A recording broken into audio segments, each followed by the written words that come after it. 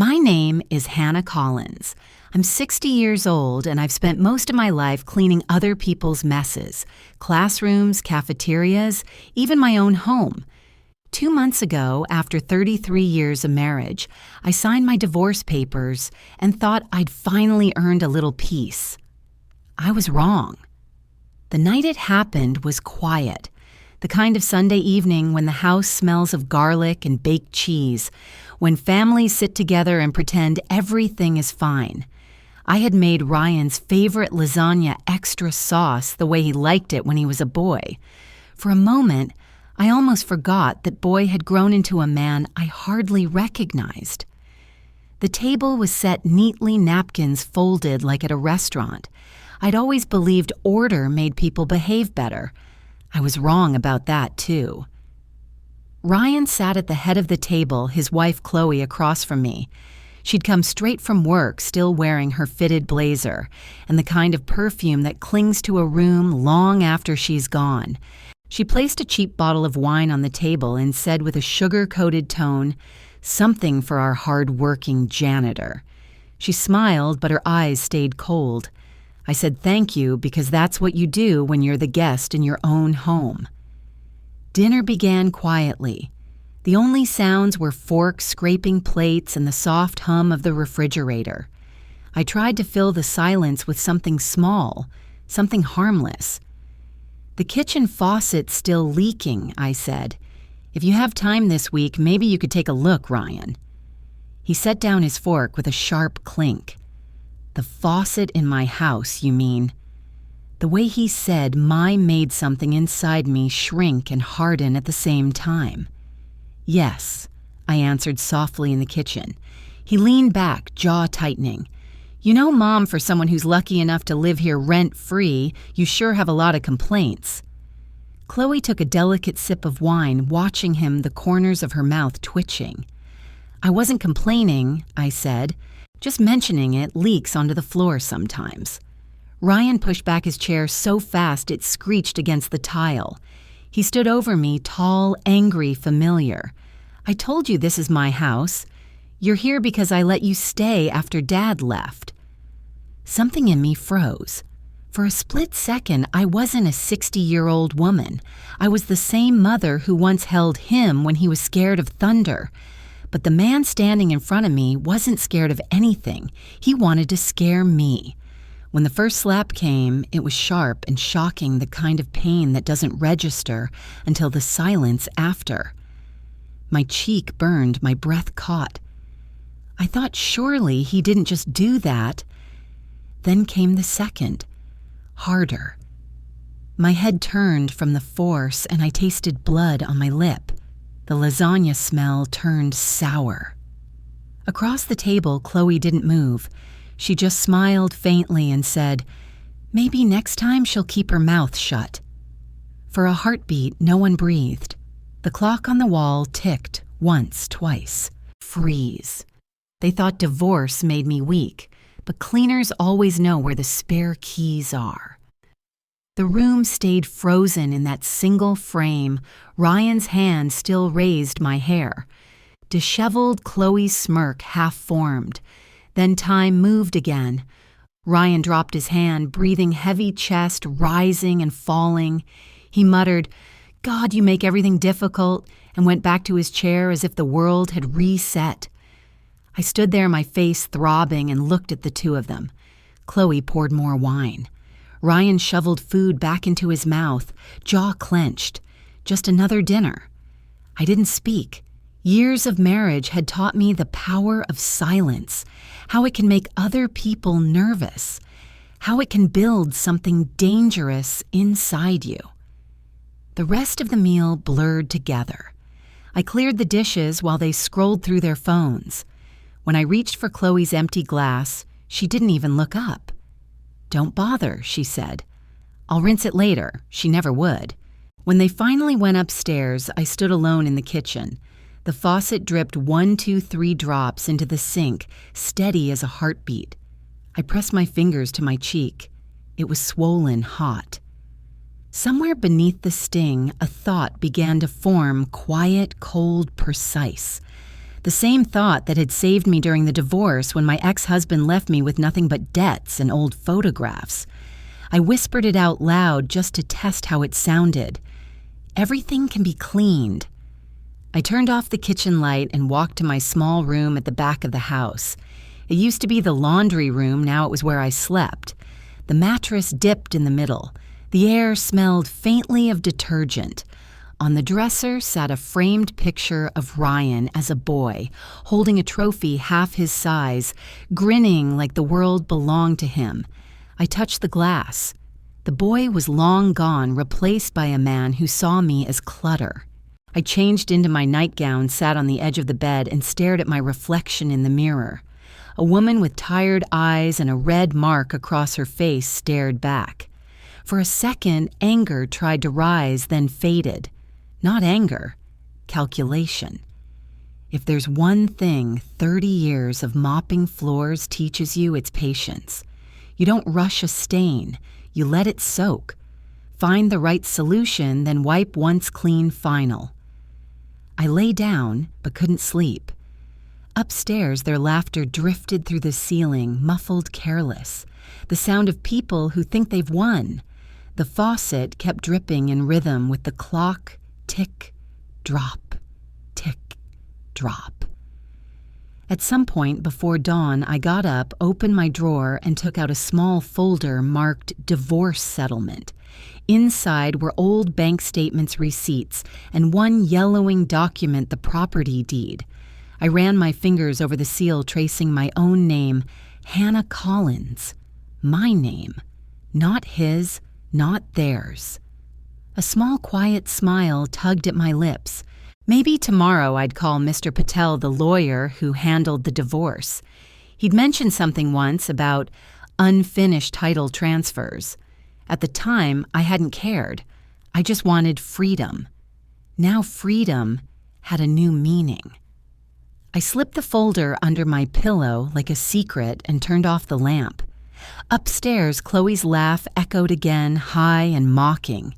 Maybe next time she'll keep her mouth shut, she'd said. I closed my eyes, listening to the faucet's steady drip. No, I thought. Next time someone else will. That night, the house fell silent, the kind of silence that hums like electricity before a storm. I locked my bedroom door. My cheek pulsed with heat. The sting hadn't faded. It had just gone quiet, settling under my skin like an ember waiting to spark. I opened the freezer and pulled out a plastic bag of ice. The cubes cracked and hissed as they met the warmth of my palm. I wrapped them in a towel and pressed them to my face. The cold bit into my skin, but the pain felt almost pure, clean. Voiceover. When you've been hit, there are two kinds of pain, the kind that bruises skin and the kind that burns your name. I sat on the edge of my narrow bed, holding the ice in place. The ticking clock on the wall was merciless, its rhythm sharper than any slap. 6:37. The time had not moved since dinner. Across the hall, laughter flickered again, Chloe's high-pitched giggle, Ryan's low muttering. The sound crawled under my door like smoke. I needed something stronger than ice. I stood open the medicine cabinet above the small sink and reached for the painkillers. As I rummaged through the shelves, my fingers brushed something stiff, a yellowed folder wedged behind a box of cotton swabs. I froze. The label was faint but familiar. Property documents. I pulled it out, laid it on the bed, and unfastened the rusted clip. Inside were papers I hadn't touched since the divorce 2 months ago. Loan receipts, insurance records, tax letters, and then buried beneath them the heavy parchment of the house deed. The light from the bedside lamp trembled across the paper. My name, Hannah Collins, gleamed under the dull gold ink, like something sacred that had been waiting patiently to be remembered. And in that quiet moment, the pieces clicked. Flashback 2 months earlier. I was sitting across from Mr. Patel, my divorce lawyer, in his office that smelled of old leather and peppermint tea. He was gentle, the kind of man who always spoke as if giving bad news to a child. "Mrs. Collins," he said, tapping a page in the file, "you never completed the title transfer after your husband's proposal to move it under Ryan's name." I remember blinking, not understanding. What does that mean exactly? It means the paperwork was started but never finalized. You signed a preliminary form, but it was never notarized or registered with the county. Technically, he gave a small smile. The deed is still yours. At the time, I'd been too exhausted to care. My marriage had just dissolved into lawyers' letters and sighs. I only wanted peace. But now that forgotten sentence came back like a whisper through time. The deed is still yours. I looked down at the document on my bed. The official stamp. My name, my handwriting, everything legal, everything binding. My hands trembled, not from fear this time, but from something sharper clarity. I turned off the lamp for a moment and sat in the dark. The glow from the hallway seeped under the door, a narrow stripe of gold. I could hear their laughter fading upstairs, the sound of glasses clinking. In that darkness, I understood something profound. Power doesn't shout. It whispers. It lives in paper, in ink, in silence. I turned the lamp back on. The golden light hit the ice bag now half melted on the table. Droplets ran down its sides, forming small puddles that mirrored the reflection of the documents. Paper and ice, soft and hard, fragile and cold. Two elements that could undo a man who thought he owned everything. I reached for my old notebook from the drawer, the one I'd used since the divorce, to jot grocery lists and stray thoughts. I opened it to a blank page. My handwriting was shaky at first, then steadied. He hit me twice. I'll only hit once with a pen. I underlined the last 3 words slowly, the way teachers do when they mean it. Then I wiped my chin and noticed a faint streak of blood on my fingertips. The second slap had split the skin near my lip. I went to the sink, wet a cloth, and began to clean it. The blood smudged faintly against the white fabric before fading away, leaving only a pale pink ghost of itself. Voiceover soft and firm. That's how it works. You wipe, you wait, and the stain disappears. But it never really goes away. It just changes color. I rinsed the cloth, wrung it out, and turned back to the papers. The lamp's light made the gold lettering gleam again. Something about it, about seeing my name legally tied to something they believed was theirs, filled me with a calm I hadn't felt in years. I folded the documents neatly, slid them into a plastic sleeve, and tucked them into my purse. Outside, a car passed down the street, headlights flashing briefly through the window blinds. The moment they were gone, the room sank back into stillness. Upstairs, I could still hear Chloe's laughter echo faintly shrill, careless. I whispered into the quiet, "Laugh while you can." The ice had melted completely now, leaving a puddle on the towel. I touched it, and the cold water seeped into my fingers. It grounded me. Paper, ice, ink, and silence. They were my weapons. I walked to the small desk by the window, opened the drawer, and took out an envelope labeled "Important." Inside were a few phone numbers. One of them belonged to Mr. Patel. I placed it on the nightstand beside the deed, the notebook, and the melted ice towel. The tableau looked almost symbolic, pain-proof, and plan laid out in perfect order. Before turning off the light, I caught my reflection in the mirror. My face was swollen on one side, the skin faintly blue under the yellow lamp. But my eyes looked different, sharper, focused, alive. Voiceover calm and deliberate. They thought I'd shatter like glass, but I've been cleaning glass my whole life. I know exactly how much pressure it takes before it breaks. I switched off the lamp. The old clock, ticked once more. 6:37 unchanged. Maybe tomorrow I thought it would move again, because tomorrow, so would I. Morning came with the smell of bleach and coffee, the scent of survival. The mirror in the teacher's restroom showed a woman whose cheek was still swollen, but whose eyes were steady. I dabbed a little foundation on the bruise enough to pass for clumsy with a cabinet door. Then I tied my hair back, zipped up my gray custodian uniform, and went to work. Because even when your son hits you, the world still expects the floors to shine. At 8:00 a.m., I was back in the same fluorescent hallways where I'd spent the last 10 years. The school smelled of crayons, disinfectant, and Monday. Kids were spilling juice boxes while teachers barked morning greetings. Normal, perfectly painfully normal. I wheeled my yellow cleaning cart down to the janitor's supply room, a windowless corner that smelled like pine sol and tired dreams. Inside, my coworker, Lou, was stirring his third cup of instant coffee. 65, balding, always humming country songs off-key. He'd been my unofficial therapist since the divorce. He looked up when I entered. "Morning, Hannah. You look like you wrestled with the vacuum and lost." I chuckled, the sound dry but real. Close enough. He poured me coffee into a paper cup, that kind of friendship no one writes poems about but saves you anyway. "Rough night?" he asked. I took a sip. Bitter, burnt, exactly what I needed. My son slapped me, twice, in front of his wife. The mop in his hand froze mid-air. "You kidding me?" I shook my head. He blinked, then said slowly, "If karma's late, honey, send it a legal notice." That made me laugh, a short, unexpected laugh that cracked the tension like sunlight through a window. "I just might," I said. I reached into my bag and pulled out the yellow folder, the same one from last night, edges, still slightly damp from the melted ice.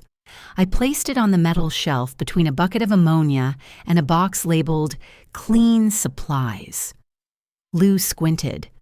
"That doesn't look like bleach. It's stronger," I said. "It erases names." He raised an eyebrow but didn't ask more. Lou knew the difference between curiosity and survival. At 9:00 a.m. during break, I slipped out to make a call. The teacher's lounge phone still had a spiral cord that tangled like bad memories. I dialed Mr. Patel's number. Patel Law Office, his assistant, answered. "Tell him it's Hannah Collins," I said. "He'll remember the mop lady who cried through her divorce." A pause. Then his calm, clipped voice came on. "Hannah." "Are you all right?" "I've been better," I said, forcing a smile he couldn't see. "Do you remember mentioning something about the deed to my house?" "Yes," he said carefully. "You never completed the title transfer." "Why?" "Because I found the papers last night." He was quiet for a moment. "Then you already know the property is legally in your name. If you want to sell, you can. You don't need your son's signature." My pulse quickened. How fast could that happen? If you find a buyer and sign today, the sale can be recorded within 24 hours. Why, what's going on? I stared at the mop leaning against the wall. "I'm going to do what I do best, Mr. Patel. And what's that cleanup?" He chuckled softly. "Then I'll make sure the paperwork's spotless." When I hung up, Lou was pretending not to eavesdrop from behind the shelf. "You planning a little domestic spring cleaning?" Something like that. The school bell rang sharp and metallic. My 8-hour countdown began. Voiceover calm and deliberate, Ryan gets home from work at 6.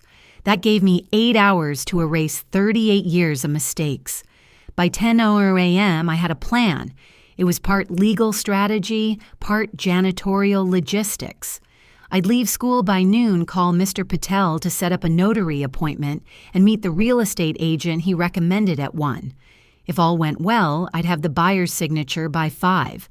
8 hours. No second chances. I glanced at the clock in the hallway, 10:12. The same time the principal usually spilled his coffee near the trophy case. Predictable chaos. That's how you survive a school or a family. In the storage room, I pulled out a large black trash bag and labeled it with a marker, "Clean Supplies." Inside, I hid the folder with the property deed, the divorce decree, and my ID. If anyone asked, it was just more bleach bottles. Lou. I said, if anyone asks where I am this afternoon, tell them I'm cleaning the East Wing. He leaned on his broom eyes, narrowing. Are you about to commit a felony or a miracle? Hopefully the second I said, zipping the bag. He nodded solemnly. Either way, take the good mop. It rolls quieter. By noon, I was rolling that mop bucket through the parking lot like it was the chariot of justice. The sun hit the chrome handle, flashing bright as a confession. I loaded the cleaning cart into the back of my old blue sedan, the one Ryan had called embarrassing. The sticker on the bumper still read, "Keep it clean," seemed fitting now. As I merged into traffic, I checked the dashboard clock, 12:14 p.m., 7 hours and 46 minutes. The city moved lazily around me. People buying coffee, walking dogs, honking at lights. None of them knew a 60-year-old janitor was driving with a trash bag full of legal documents that could upend her whole life. At 12:45, I pulled into the parking lot of Patel's office. He was waiting with a manila folder and his trademark calm smile. I've already contacted a notary, he said, and a realtor I trust. The buyers are a retired couple looking for a quick closing. They can meet you within the hour. I almost laughed. Faster than Karma. Patel smiled. Karma has paperwork. We don't. We went over the details, signatures, witness forms, a bank transfer that would clear by evening. Every word felt like wiping another smudge off my past. By the time I left the office, it was 2:30 p.m. My phone buzzed with a text from Lou Principal, spilled coffee again. Chaos restored. Good luck, Mop Queen. I smiled for the first time in days. Voiceover steady but darkly amused. You spend your life scrubbing other people's messes. One day you realize the dirtiest stains are the ones you live with. I looked at the clock on my dashboard. 3:00 p.m., 3 hours left before Ryan came home. I tightened my grip on the steering wheel, feeling the texture of the vinyl under my fingers. For the first time, I wasn't driving away from something. I was driving toward justice, slow, steady, and silent. And somewhere in the back seat, inside a trash bag marked "Clean Supplies." A few sheets of paper rustled softly like laughter waiting for its cue. The city was glowing gold by the time I drove back through Maple Avenue. The sky hung heavy with late afternoon heat, the kind that makes everything shimmer. Streets, windows, even decisions. I checked the clock on the dashboard, 3:42 p.m., 2 hours and 18 minutes until Ryan's truck would pull into the driveway. The clock hands pinned my deadline in place. When I reached home, Lou's beat-up pickup truck was already parked outside, idling with the same stubborn hum it had since the 80s. He rolled down the window, grinning. "Ready to clean house, boss lady." I tossed him a key ring. "More than you know." Inside the trunk of my car sat the bag marked "Clean Supplies." The smell of bleach clung faintly to the folder inside, as if mocking the irony. I carried it like evidence. "Gomez is on his way," Lou said, grabbing his toolbox. "Says he can swap the locks in under 15 minutes. Cash only, no paper trail. Perfect." Gomez was the maintenance guy from school, mid-40s ex-plumber, the kind of man who knew how to keep his mouth shut. He arrived 5 minutes later in a white van with the words, "Handyman Heroes," fading on the side. He gave me a small nod. "So this the house for the next 20 minutes? It still is," I said. Lou chuckled under his breath. "Damn, Hannah, I've seen you mop up some messes, but this one's poetic." Gomez got to work on the front door. The sound of the old lock clicking loose echoed through the hallway, sharp, deliberate final. The latch clicked. The house exhaled. I moved through the living room, taking one last look around. The sofa Chloe picked. The rug Ryan said I wasn't classy enough to understand. The family photos already gone from the walls. Voiceover soft and steady. When people erase, you don't beg to be remembered. Just take the paper they forgot to shred. At 4:05 p.m., Lou was typing on his phone while leaning on his broom. He muttered the ad aloud as he wrote, "Fully furnished move-in, ready home for serious cash buyers. No financing, no agents, no wait." He smirked. "Think that'll get attention faster than bleach on blood," I said. Within minutes, 2 calls came in. One prank, one real. The second was a young couple who'd just moved to town looking for a quick deal before sunset. Lou handed me the phone, mouthing, "Showtime." "Hi, this is Hannah Collins," I said. "Yes, the house is still available. Yes, you can come by right now." The woman's voice on the other end was bright and eager. "We're 10 minutes away." 10 minutes. That's how long a life takes to change. By 4:23, a silver sedan pulled up. The couple stepped out mid-20s, polite, nervous, in that way first-time buyers always are. The woman had a baby bump. The man kept squeezing her hand like it was his lucky charm. "Wow," she whispered when they walked in. "It already feels like home." I smiled. Then it should be. They toured quickly, whispering in corners, glancing at each other with the kind of hope that makes you ache. When they returned, the man said simply, "We'll take it. Full cash offer. We just need a notary. Already arranged," I said.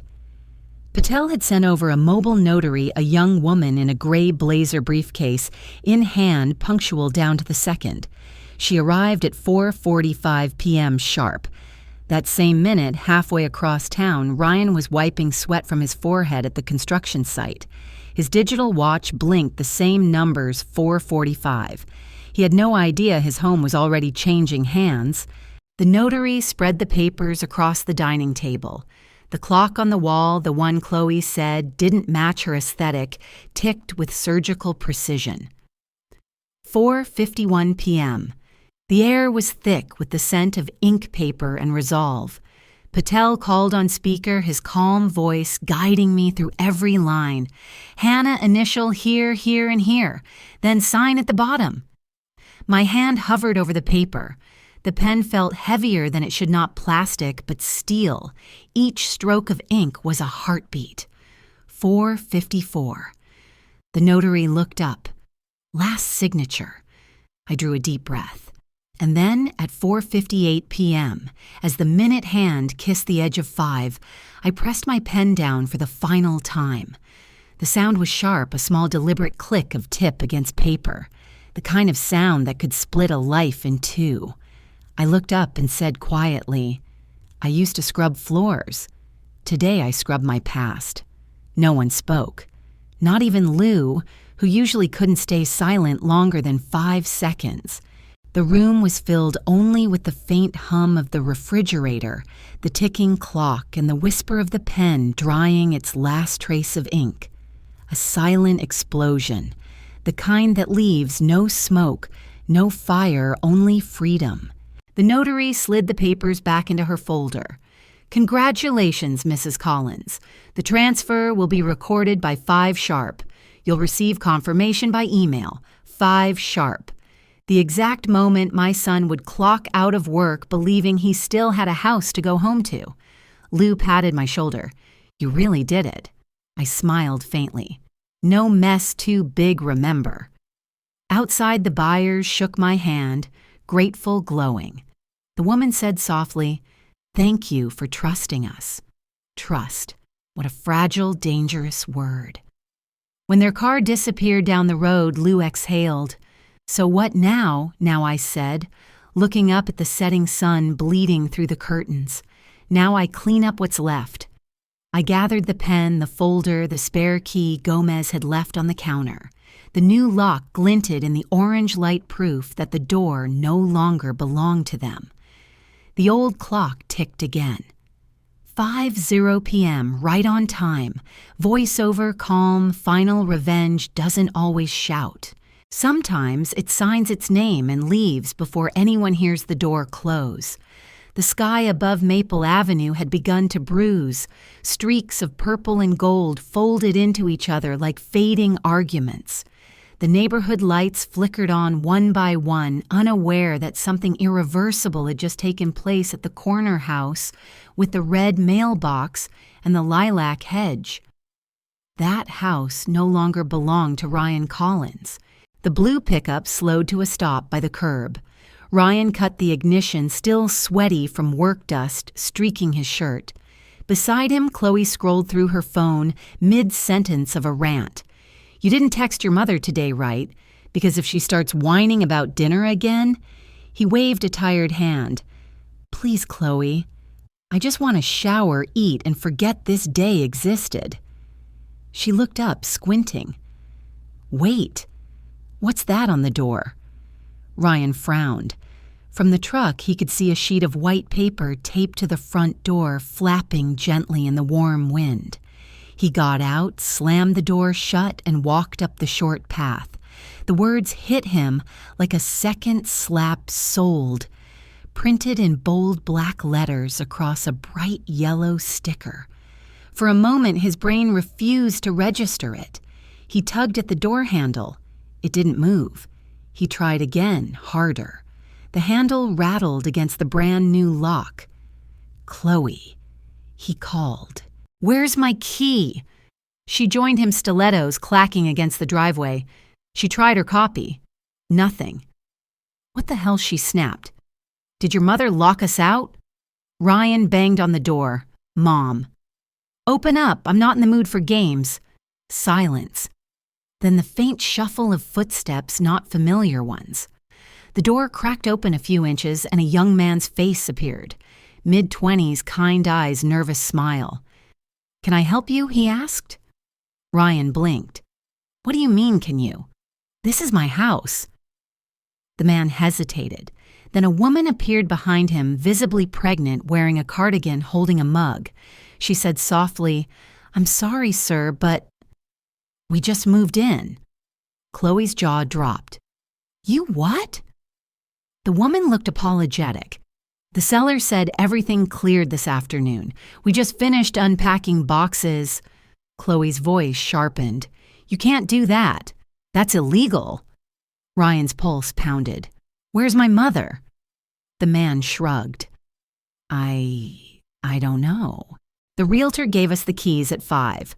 She said the previous owner had already signed off. Previous owner Chloe echoed her voice cracking. Ryan lunged for the door, but the man blocked it politely. "Please, sir, we just moved in. You'll need to talk to the real estate office," Chloe, red-faced, yelled. "This is insane. You can't sell someone's house while they're at work." The man exchanged a helpless glance with his wife. "Ma'am," it was under her name. "Hannah Collins. Everything was cleared legally. We checked the records ourselves." Ryan froze. The name cut through him like a clean incision. "My mother," he whispered. Chloe folded her arms. "Call the police. Now." 6:24 p.m. A patrol car pulled up its blue lights, painting the driveway in restless shadows.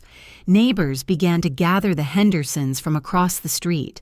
The Parkers peeking through their blinds, even little Emma from 2 doors down, holding her bicycle helmet like a spectator at a show.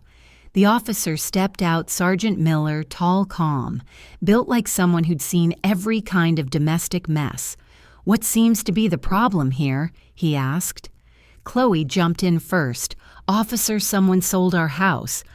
While we were gone, my husband's mother, she must have forged something." Miller nodded, took out a small notepad. "Names, please, Ryan Collins," Ryan said through clenched teeth. "This is my wife, Chloe. This is our property." The officer typed something into his tablet, scrolling through the public property database. It took less than a minute. Then he looked up. His tone stayed level but carried a hint of restrained amusement. "Sir, according to county records updated today at 5 o'clock sharp, this property is under the legal ownership of Hannah Collins." The crowd murmured. Chloe blinked furiously. That can't be right. She's his mother. Miller shrugged. Then your mother-in-law made a lawful transaction. Everything checks out: deed notarization, cash sale. Completely legitimate. Ryan's voice cracked. She's my mother. The officer looked him dead in the eye. Then maybe you should have treated her better. The line hung in the air like the final nail in a coffin. Someone across the street snorted, a neighbor trying and failing to stifle a laugh. Ryan's face went crimson.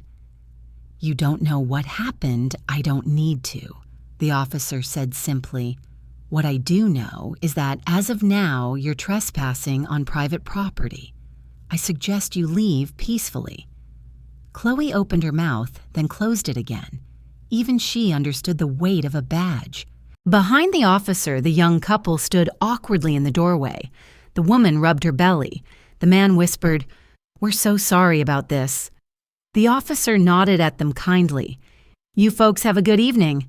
Congratulations on your new home." He turned back to Ryan and Chloe. "You two step away from the property, please." Ryan's hands clenched into fists. She couldn't. But the officer had already stepped between them and the door. "Sir, I suggest you call it a night. Find somewhere else to stay. Motel, friend's place. Whatever works." Ryan looked around at the sold sign, the flashing blue lights, the silent faces of his neighbors. Every eye he'd ever wanted to impress was now watching him unravel.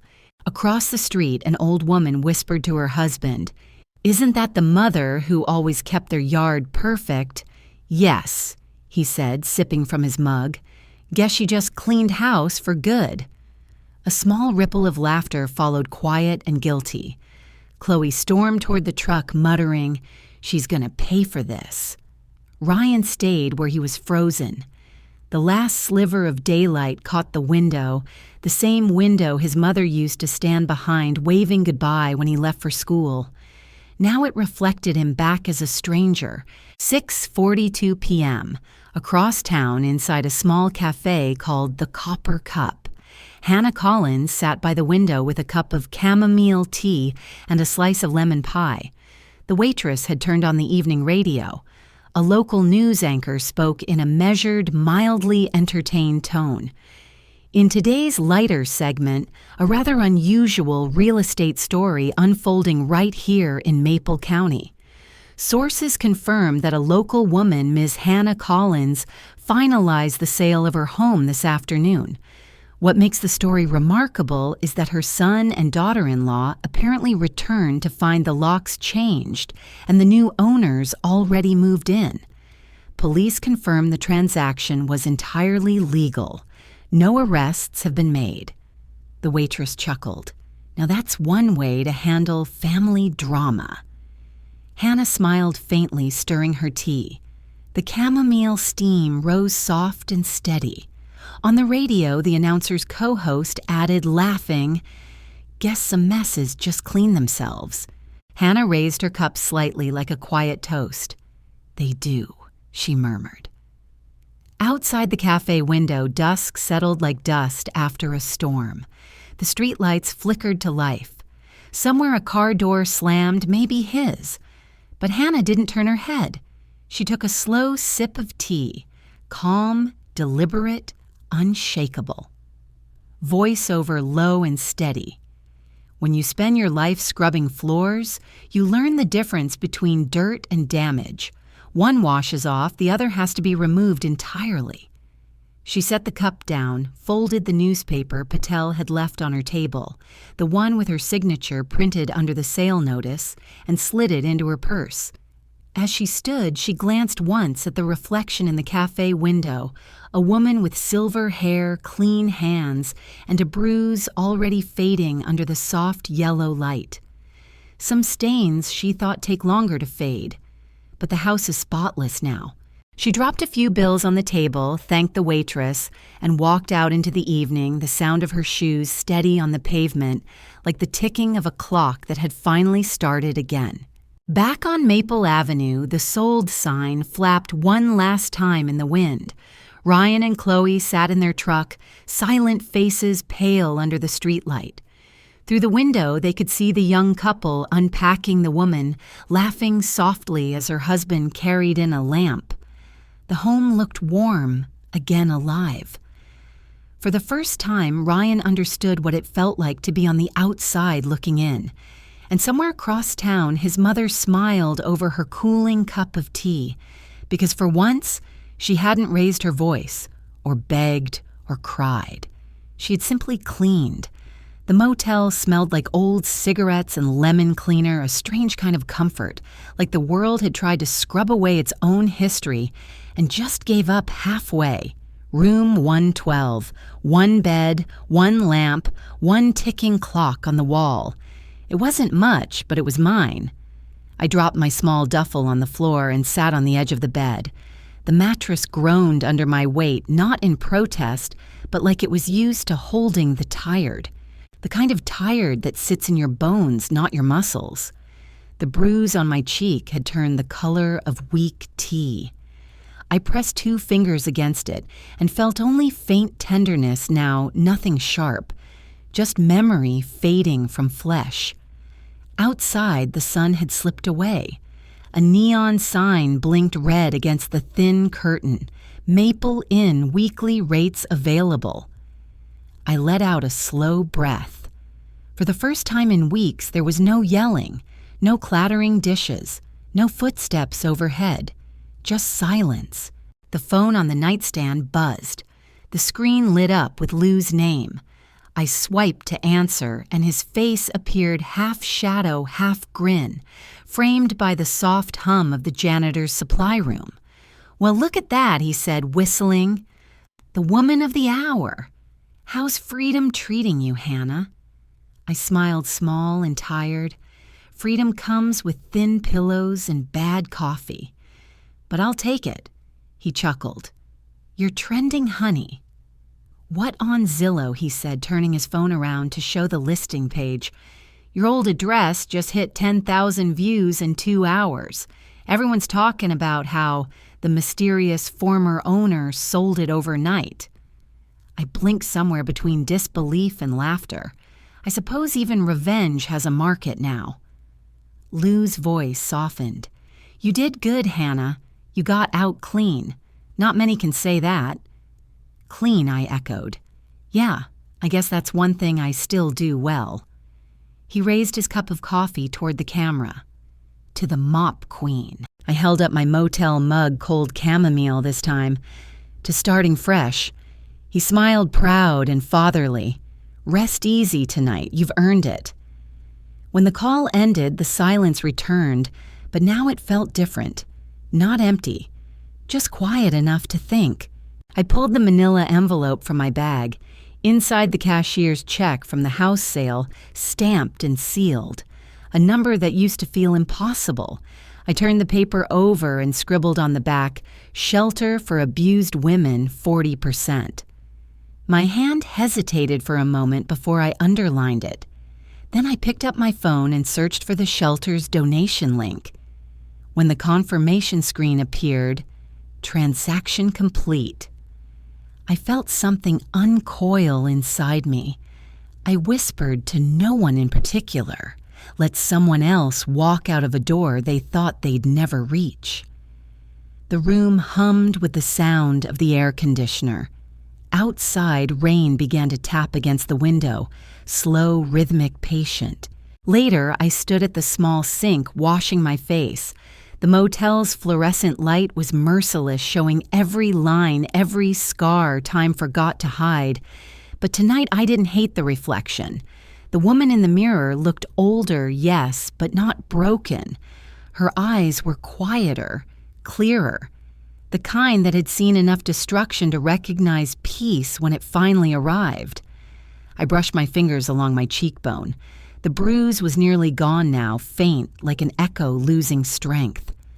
Voiceover low and steady. The slap hurt for a minute. The silence lasted forever. I turned off the light. In bed, I scrolled through my messages. Patel had texted earlier, funds cleared. Paperwork officially filed. Congratulations, Ms. Collins. Below that, another message from the shelter. Your donation will provide 12 emergency beds and legal assistance for women starting over. Thank you for your generosity. I stared at the words until the letters blurred. Maybe I'd spent too much of my life cleaning up other people's messes. But tonight I'd helped someone clean their own. That felt like enough. The clock on the wall ticked steadily, the same rhythm as the one that used to hang in my kitchen. But here it sounded softer, as if time itself had exhaled. Then I noticed something strange. The red second hand jerked once, then stopped. Exactly 5 Sawara. I stared at it for a long time. 5 o'clock, the moment I'd signed the deed. The moment my son's world collapsed and mine began again. I smiled faintly. Maybe the clock just broke, or maybe it understood. Either way, it was the right time to stop counting. Morning came quietly sneaking in through the blinds. The air smelled like coffee from the lobby downstairs and the faint sweetness of rain-soaked asphalt. I dressed slowly, jeans, plain white shirt, the kind of outfit no one looks twice at. My bruise had faded into pale yellow, now barely visible. As I packed my bag, I glanced one last time at the clock. Still frozen at 5:00. I didn't fix it. Some things are better left as reminders. Before leaving, I left an envelope at the motel front desk, rent for another week. The clerk, a kind young man with sleepy eyes, nodded. "You moving out soon?" Eventually I said. "But I think I'll rest a while first." He smiled. "Take your time. The world's not going anywhere." As I stepped outside, the morning sun hit my face, gentle, forgiving. The storm had passed, leaving the streets washed clean. I walked toward the diner across the road, the one with the blue awning and the smell of pancakes. I ordered black coffee, no sugar, and sat by the window. Outside, people hurried to work, horns honked, life carried on. None of them knew that somewhere on Zillow, a little house on Maple Avenue had become a legend, and that the woman who'd once lived there, the woman who scrubbed, endured, and stayed silent, was now quietly building a life where no one could reach her. Voiceover gentle and reflective. They say revenge changes you. Maybe they're right. It turns anger into motion and silence into space to breathe. But sometimes it's not revenge at all. It's just cleaning day, and I finally had the time. I sipped my coffee and looked out the window. A group of school children crossed the street, laughing, backpacks swinging. The sound made me smile. I reached into my bag and pulled out my old work ID, the one with my picture in a janitor's uniform. I traced the faded edges for a second, then slid it into the trash bin beside the table. "Clean," I whispered. Then I stood up, left a tip on the counter, and walked into the morning light. The motel sign flickered behind me, red, then white, then off, until it disappeared completely in the sun. And for the first time in years, I didn't look back. The motel was quiet that night, too quiet. Even the neon sign outside the one that usually buzzed Maple Inn had gone half dark. Only the letters APL blinked red against the rain-glazed parking lot like a tired heartbeat that refused to stop. Inside room 112, I sat by the window reading. The air conditioner hummed its off-key song. A cup of cold tea sat beside my notebook, the one where I'd started listing things I wanted to do next. Buy a car, plant herbs, maybe paint again. Then came the sound, distant at first, like thunder muffled by walls, a car door slamming, then another, then footsteps, unsteady ones. I didn't need to look. I already knew the rhythm. Ryan. The first knock rattled the thin wood. Mom. My chest tightened. His voice was slurred, thick with alcohol and fury. The second knock wasn't a knock. It was a pound. "You ruined my life." Every syllable hit like the echo of those two slaps looping back from another time and place. I reached for my phone-pressed record. The red dot blinked silently as I set it on the nightstand. He shouted again, louder this time. "You think you won? You think you're free? You sold my house, you witch!" I didn't answer. I didn't move. The rain outside grew heavier, slapping against the window like applause for his meltdown. He kicked the door. Once, twice. The frame shook but held. "Come out here, Mom." His voice cracked on the word, Mom, half rage, half pleading. "You think you're better than me now? Huh." I took a breath and whispered into the recorder, calm as the rain. "This is what guilt sounds like when it can't find anyone left to hit." Another kick. Then silence, the kind that makes you count your own heartbeats. A minute passed, then a voice from outside, calmer, almost broken. I lost everything. My job, my wife, my house. You could have helped me. I stared at the door, the shadows under it. I did, I thought. I helped you see consequences. The pounding returned harder this time. "Open the damn door," somewhere down the hall a man shouted. "Hey, keep it down." A woman's voice followed. "Call the desk." I reached for the phone and dialed 0. Front desk came a groggy voice. "This is room 112, I said. "My son is outside, drunk and violent. I need the police." The clerk stammered. "Right away, ma'am. Don't open the door." "I won't." Within minutes, red and blue lights flickered through the thin curtains. The shouting turned to commotion, then to commands. "Sir, step away from the door. Hands where I can see them." Ryan's voice cracked, desperate. "She's my mother." A pause. Then an officer's tired reply. "Then maybe you should stop banging on her door." I almost smiled. Almost. The sounds shifted, rustling handcuffs, a door slamming. Then quiet again, except for the rain and the whir of police radios fading into the night. I waited a while before I opened the blinds. The patrol car was gone. The parking lot shimmered under streetlight reflections. On the wet pavement, his boot prints led nowhere, just dark smudges dissolving into puddles. I sat back down on the bed, pressed stop on the recorder, and replayed the audio. The words, "You ruined my life," filled the small room. But this time, they didn't sting.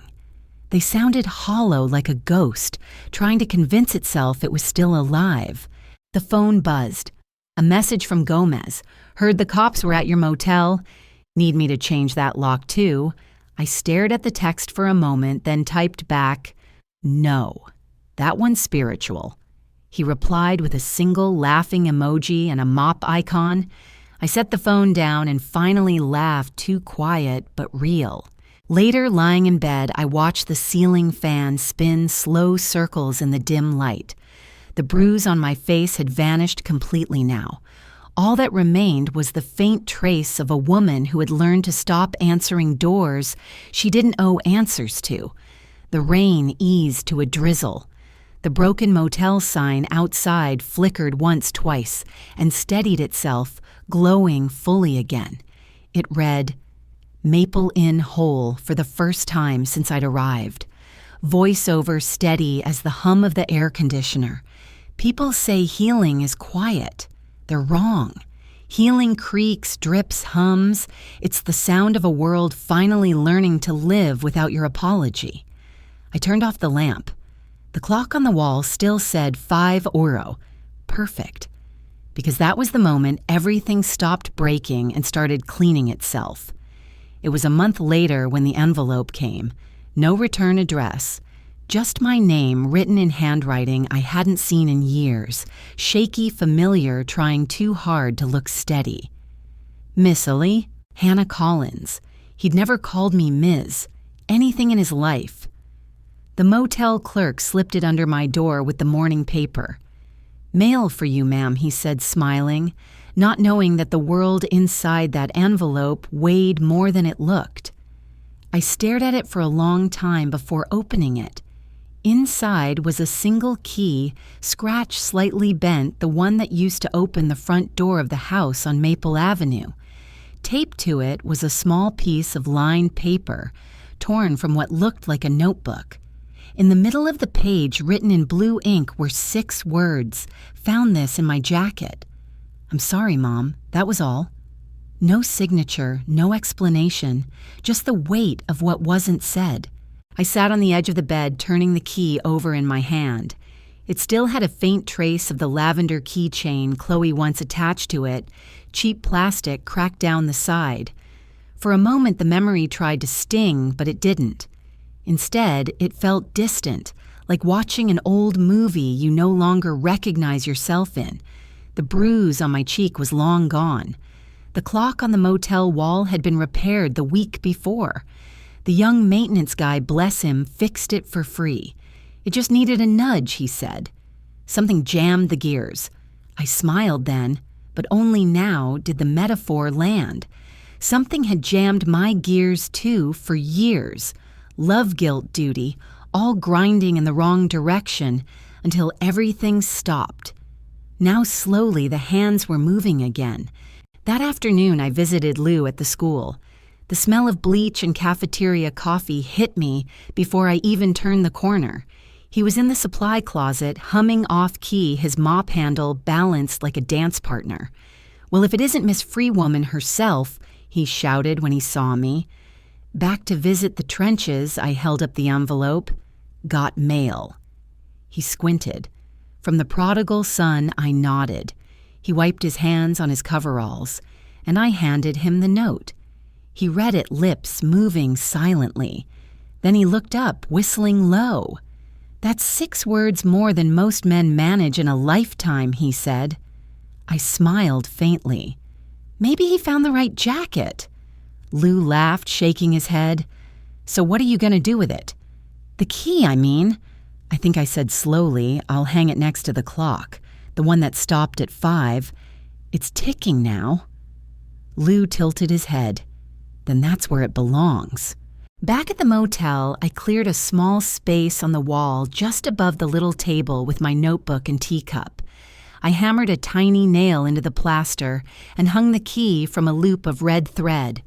It swung gently for a moment before settling against the wall, glinting in the afternoon light. Below it, the clock ticked softly. The hands pointed to 5 Zuriward, then 5:01, then 5:02, moving forward, unbothered, alive again. I stood there for a while, watching time, do what it does best, keep going. That evening, Lou called on video holding a mug that said, "World's Okayest Janitor." Well, he asked, "Did you frame that thing yet?" "It's hanging right here." I turned the camera toward the wall. He nodded approvingly. "Looks official. You should frame it next to your divorce papers." I laughed, the kind of laugh that comes from deep in the ribs, not forced or polite. "They're the same thing," I said. Lou nearly spit his coffee. "Lord, woman, that's cold, no," I corrected, smiling. "That's clean." He laughed until he coughed, waving his hand at the screen. "You've changed, Hannah Collins. Used to be you'd apologize for everything." I stopped mopping after people who never learned to pick up after themselves. "That should be on a t-shirt," he said. After the call, I sat by the window with a cup of tea. Outside, the motel's neon sign glowed steady, no flicker this time. The world somehow had steadied with it. I thought about the key, about what it represented, not the door it used to open, but the one I'd finally closed. Ryan's apology, brief as it was, felt less like a request for forgiveness and more like a confession to the universe. He didn't want the door back. He just needed to know it still existed somewhere, even if only as a memory. And maybe that was enough. Voiceover, calm, reflective. We spend so much time waiting for people to unlock what they broke, but sometimes the key was never for them to use again. It was for us to hang on the wall and remind ourselves that we made it out. Later, as I prepared for bed, I glanced once more at the clock and the key beside it. The minute hand moved forward with soft determination. The key gleamed faintly, catching the lamplight, no longer a symbol of ownership, but of release. I turned off the light, and in the darkness, the clock's quiet ticking was the only sound. 5:03, 5:04, 5:05. Time moving forward, steady, healed. And for the first time, I didn't feel like I was running from anything. I was simply keeping pace. 1 year later. The world had gone on quietly, steadily, the way it always does when you finally stop chasing after the noise. I lived in a small apartment now just 5 blocks from the school. It wasn't fancy, but it had sunlight in the mornings and a tiny balcony where I grew basil rosemary and one stubborn little lemon tree that refused to give up. Every morning I watered the plants with my old plastic spray bottle, the same one I used to keep in my janitor's cart. Somehow, it still worked better than any fancy gardening tool. Lou liked to joke, "You can take the woman out of the supply closet, but you can't take the mop out of her soul." He wasn't wrong. The new building smelled of paint and possibility.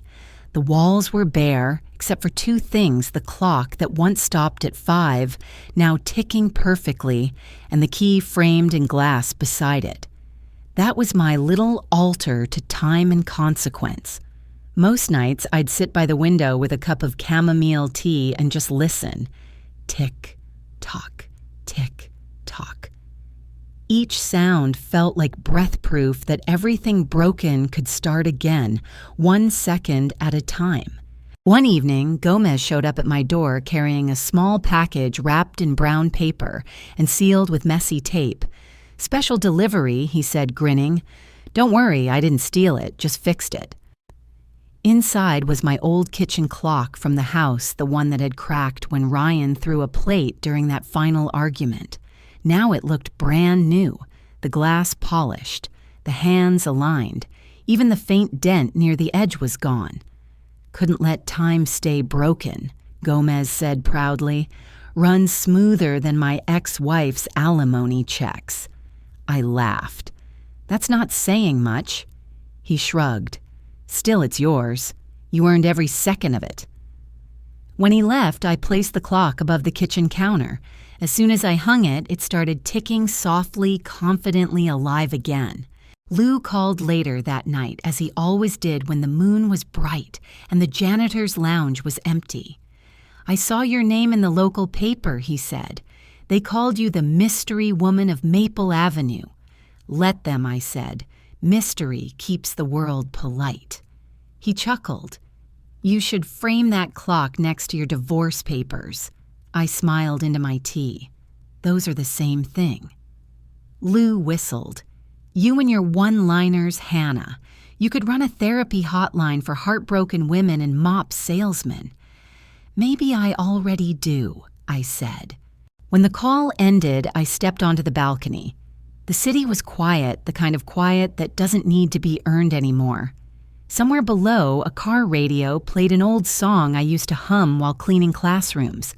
I swayed a little, just enough for the lemon leaves to tremble beside me. The air smelled like rain and rosemary. For the first time in a long time, I wasn't waiting for anything, not an apology, not validation, not a miracle. I had all the proof I needed framed right there on my wall, a key, a clock, and silence that finally belonged to me. Voice over, calm and resolute. He slapped me twice. I signed once. Guess who slept better that night? The next morning, I woke to sunlight spilling across the kitchen floor. The clock ticked steady on the wall. The lemon tree had its first bloom, a small white flower that smelled faintly of forgiveness. I made tea, poured it slowly, and watched the steam curl like time made visible. When the first sip hit my tongue, it was warm, balanced right. I smiled, not because everything was perfect, but because it no longer had to be.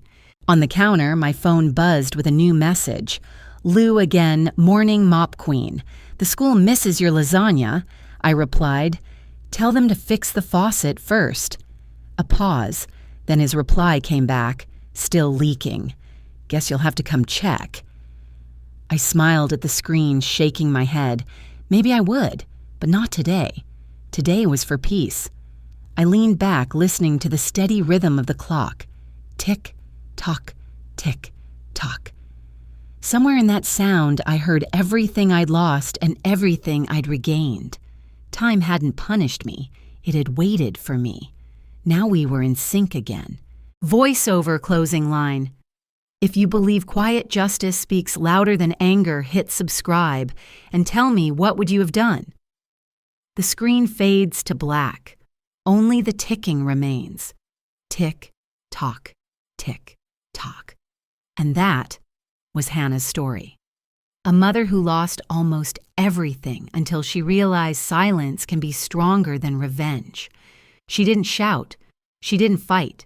She just signed once and started living again. If this story moved, you take a moment to share your thoughts in the comments below. Tell me, what would you have done in Hannah's place? And if you believe quiet justice speaks louder than anger hit, subscribe, give this video a like, and tell me where you're watching from. Until next time, remember, healing doesn't always make noise. Sometimes it just ticks.